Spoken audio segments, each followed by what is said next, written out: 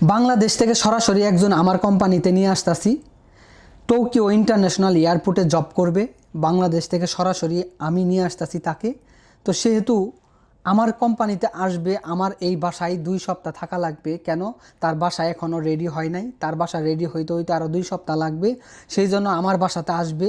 আমি তাকে এমন একটা গিফট দিব, এমন একটা সারপ্রাইজ দিব, যেটা জাপানে সব থেকে দামি জিনিস। জাপানে এর থেকে দামি জিনিস আর কোনো কিছু নাই। কি জানেন? একটা খাবার, কি? মাছ, সাগরের মাছ। জাপানে একটা সাগরের টুনা মাছ কোটি কোটি টাকা হয়ে থাকে, কিন্তু আমি অত টাকা দিয়ে তো কিনতে পারবো না। তো আমি এখনই চলে যাব দোকানে, যেই টুনা মাছটা আমি দেখব সব থেকে বড়, সেইটা আমি কিনে নিয়ে আসার চেষ্টা করব। আর জাপানে এই যে মনে করেন যে আমি দরজা খুইলে, এই দরজাটা লাগাই দিতেছি, তালা দেওয়া লাগবো না। কেন? জাপানে এমন কোনো লোক নাই যে একজনে ঘর থেকে আরেকজনে কি দরজা খুইলে ভিতরে ঢুকবো। যদি অন্য কোনো লোকও আসে, বেলবাড়ি দিব। বেলবাড়ি যদি দেয়, যদি না থাকে, সেক্ষেত্রে কেউ ঢুকবে না। এটা জাপান। তো বাংলাদেশ থেকে যেহেতু আসতেছে আমার কোম্পানিতে, আমি নিজে নিয়ে আসতেছি, সেক্ষেত্রে এই কোম্পানিতে আসার জন্য অনেক মানুষ কিন্তু কমেন্ট করেছিল, অনেক ফেসবুকে পোস্ট দেওয়ার পরেও মানুষ বলছে যে না এরকম এরকম। তো সেজন্য যেহেতু আসতেছে, তো আমার কোম্পানিতে কাজ করবে, আমি তার জন্য জাপানের সব থেকে দামি টুনা মাছ কিনতে যাচ্ছি।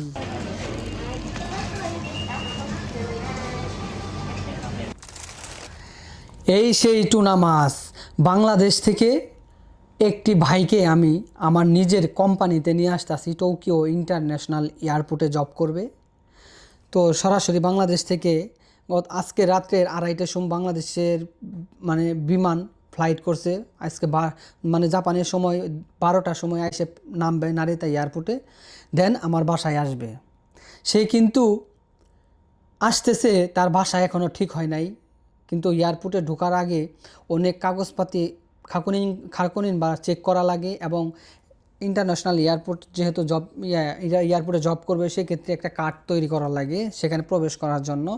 তার জন্য তার বাসা 2 সপ্তাহ পরে সেই বাসাতে প্রবেশ করবে, কিন্তু আমার বাসাতে আমি 2 সপ্তাহের জন্য রাখবো। ওই যে দেখতে পারতেছেন চঙ্গ, তো ওইখানে একটা রুম আছে, উপরে ওঠা লাগে, সে ওইখানেই থাকবে আর আমি নিচে থাকবো। এই মাছটা আমরা 2জন পাকায় খাবো। কারণ দেখেন, জাপানে যেটা সব থেকে দামি মাছ, ওইটাই আমি ভাইয়ের জন্য কিনে নিয়ে আসছি, যেহেতু আমার বাসায় আসতেছে। অনেক অনেক এই মাছটা দামি, 3.5 কেজি এই মাছটার দাম। দাম বলে 3.5 কেজি এই মাছটার ওজন। এবং এই মাছটার দাম কত মনে করতে পারেন আপনারা? আমি যাই দেখি মাছের দোকানে সব থেকে এই মাছটাই বড় এবং টুনা মাছ। এই টুনা মাছ জাপানে এখানে যদি আপনি কাইটে অল্প একটু বিক্রি করেন, তারপরেও 2,000 টাকা। অল্প একটু বিক্রি করলেও 2,000 টাকা। আর আমি সম্পূর্ণ মাছ কিনে নিয়ে আসছি, তাহলে কত হতে পারে একটু অনুমান করে বলবেন। যেহেতু বাংলাদেশ থেকে আমার এক ভাই আসতেছে, জাপানে এরকম টুনা মাছ আমি অনেক আগে কিনছিলাম 15,000 ইয়েন দিয়ে। এটা 5 বছর আগে একটা সুপার মার্কেটে পাইছিলাম। কিন্তু সহজে কিন্তু এই টাটকা মাছ পাওয়া যায় না, একদম টাটকা মাছ পাওয়া যায় না। তো আজকে পাইছি। আমার ভাইও বাংলাদেশ থেকে আসতেছে, আমার কোম্পানিতে নিয়ে আসতেছি, তো কাজ করবে আর আমার বাসায় 2 সপ্তাহ থাকবে। সেজন্য এই মাছটা আমরা 2 সপ্তাহে সম্পূর্ণ খেয়ে ফেলবো। এই মাছটা কিন্তু অনেক বড়, অনেক। এমনি ক্যামেরা থেকে বড় দেখা যাচ্ছে না, কিন্তু অনেক বড় মাছ। তো দেখেন, জাপানে যেহেতু আমার ভাই আসবে, আমাদের বাংলাদেশি ভাই, ওনার বাড়ি মনে হয় যশোরে, আমার বাড়ি জামালপুর। তো উনি খুবই ভালো মানুষ আমার মনে হয়। যেহেতু আসতেছেন, আমার কোম্পানিতে কাজ করবেন, আমরা একসাথেই কাজ করব, সেক্ষেত্রে আমরা মিলেমিশে থাকার চেষ্টা করব। আর যারা যারা বাংলাদেশ থেকে জাপানে আসতে চান, অবশ্যই জানাবেন।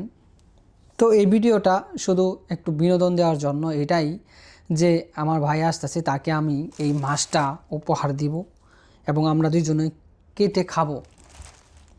যেহেতু আসতেছে সব থেকে দামি একটা মাছ, এটার দাম হচ্ছে, এখন মাছের বাজার, মাছ অনেক বেশি পাওয়া যায়, সেই জন্য এই মাছটার একটু এখন দাম কম, মাত্র 2700 ইয়েন, জাপানি ইয়েন 2700 ইয়েন, বুঝেন? তারপরে কত দাম। তো এই মাছটা কিনে নিয়ে আসছি। আর এই মাছের জন্য টমেটো সস অনেক কিছু কিনছি। এই মাছটা কাঁচা খেতে হয়, হালকা সিদ্ধ দিয়ে হালকা পোড়া দিয়ে খেতে হয়, মানে হালকা ওইভাবেই খাবো, আমরা বাংলাদেশের রান্না করব না, মাইন্ডেড। তো আমরা এটা খাবো। মাছটা কিন্তু আসলেই বিশাল বড় না, অনেক বড়। যারা যারা এই মাছটা খাইছেন কেমন লাগে অবশ্যই জানাবেন কমেন্ট করে, আর যারা যারা না খাইছেন অবশ্যই জানাবেন। টুনা মাছ তো এটা হচ্ছে, এই মাছটা খাইলে কিন্তু সেক্সের অনেক উপকারিতা হয়, তারপরে শরীরের মানে ব্রেন বৃদ্ধি পায়, মানে ভালো থাকে, রক্তচাপ কমায়। তো এই মাছটা অনেক উপকার আছে শরীরের জন্য, শরীরে শক্তি বাড়ায়, অনেক কিছু। এই টুনা মাছের যে উপকারিতা এটা বইলা শেষ করা যাবে না। তো সকলেই ভালো থাকবেন, সুস্থ থাকবেন ইনশাল্লাহ। যারা যারা আসবেন অবশ্যই